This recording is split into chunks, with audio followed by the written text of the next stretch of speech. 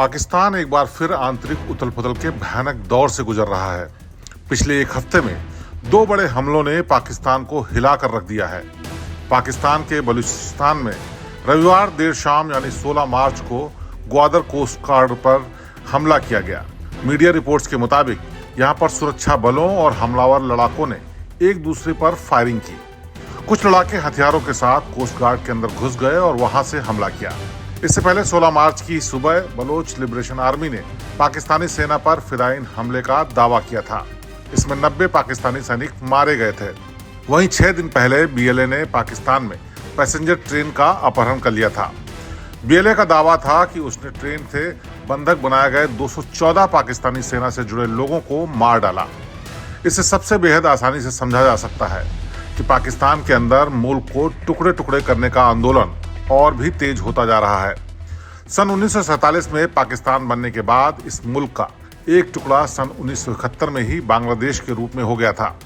लेकिन पिछले कई सालों से बलूचिस्तान और सिंध प्रांत के हालात विस्फोटक हो चुके हैं और इस बार फिर पाकिस्तान टूट की कगार पर है। लेकिन बलूचिस्तान के भीतर ये हालात रातों रात नहीं बने हैं।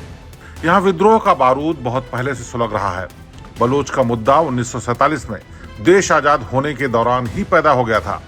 बलोची मानते हैं कि पाकिस्तान बनने के दौरान जिन्ना की हुकूमत ने उनके साथ धोखा किया था। तभी से यहाँ के लोग पाकिस्तान सरकार से लड़ रहे हैं। वे लोग पाकिस्तान से अलग होना चाहते थे।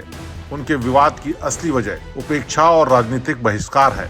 इतना ही नहीं, बलूचिस्तानी विद्रोहियों का मानना है कि चीन पाकिस्तान इकोनॉमिक कॉरिडोर से उनकी भाषा संस्कृति का नुकसान होगा। इससे चीनी प्रभाव बढ़ेगा और पंजाबियों के वर्चस्व वाले पाकिस्तानी मिलिट्री को फायदा होगा और बलोच अपने ही देश में अल्पसंख्यक बन जाएंगे। वहीं भौगोलिक तौर पर देखें तो बलूचिस्तान पाकिस्तान का सबसे बड़ा प्रांत है। यह पाकिस्तान के कुल क्षेत्रफल के करीब 44% हिस्से में फैला है। अगर बलूचिस्तान पाकिस्तान से अलग हो जाता है तो मुल्क का तकरीबन आधा हिस्सा बढ़ जाएगा। बलूचिस्तान यहाँ का सबसे बड़ा प्रांत तो है, लेकिन ये बहुत ही गरीब है और यहाँ की आबादी भी बहुत कम है। स्थानीय लोगों में इस बात का गुस्सा और नाराजगी है कि पाकिस्तान सरकार ने यहाँ विकास और रोजगार पर ध्यान नहीं दिया और चीन को कॉरिडोर बनाने के लिए ठेका दे दिया। लोगों में डर इस बात का भी है कि वो धीरे धीरे चीन के गुलाम होते जा रहे हैं और इसीलिए बलूच लड़ाके अपनी रणनीति को और मजबूत कर रहे हैं। वे हमले ज्यादा संगठित ढंग से कर रहे हैं। उनका कोऑर्डिनेशन अब ज्यादा मजबूत है और उनके ऑपरेशन पहले से ज्यादा घातक हो गए हैं। पहले भी जाफर एक्सप्रेस जैसी ट्रेनों पर हमले होते रहे हैं, लेकिन तब केवल पटरियां उड़ाई जाती थीं या फिर ट्रेन पर गोलियां चलाई जाती थीं।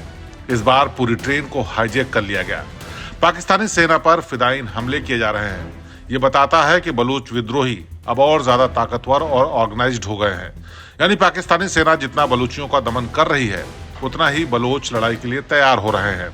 वहीं पहले विद्रोह कुछ इलाकों और गिने चुने कबीलों तक सीमित था, लेकिन अब इसकी लीडरशिप पढ़े लिखे बलूच लोग कर रहे हैं जो खुद जमीनी स्तर पर लड़ रहे हैं। एग्जाम्पल के लिए बलूचिस्तान लिबरेशन फ्रंट का नेतृत्व डॉक्टर अल्लाह नजर कर रहे हैं, जो पेशे से डॉक्टर थे और गोल्ड मेडलिस्ट भी हैं। इसी तरह बीएलए का नेतृत्व अब मर्री नवाबों के बजाय बशीर जेब बलूच के हाथ में है और अब ये संघर्ष कुछ जिलों तक सीमित नहीं रह गया है, बल्कि बलूचिस्तान के लगभग हर हिस्से में फैल चुका है।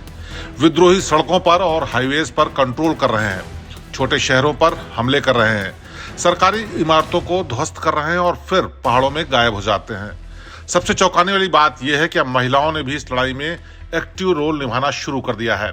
इनमें से अधिकतर महिलाएं उन लोगों की बहनें या बेटियां हैं जिन्हें पाकिस्तानी सेना ने जबरदस्ती गायब कर दिया या मार दिया। अब ये महिलाएं न केवल राजनीतिक आंदोलन चला रही हैं, बल्कि आत्मघाती हमलों में भी हिस्सा ले रही हैं। आपको बता दें कि बलूचिस्तान गरीबों के लिए जाना जाता है, लेकिन ये इलाका खनिज संसाधनों से भी समृद्ध है। बलूचिस्तान के चगाई जिले में दुनिया का सबसे बड़ा तांबा भंडार है। सिंध के बाद ये प्राकृतिक गैस का दूसरा बड़ा सप्लायर भी है। यानी कुल मिलाकर बलूचिस्तानी अलगाववादी अपनी स्थानीय संपदा पर अपना हक मांग रहे हैं।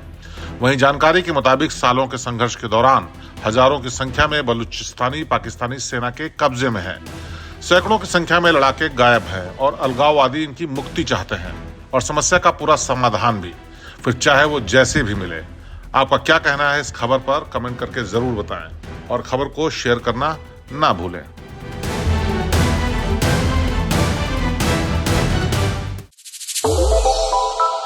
श्रेष्ठ भारत पर खबरों से जुड़े रहने के लिए चैनल को सब्सक्राइब और लाइक करें, बेल आइकन दबाएं और देखते रहें श्रेष्ठ भारत।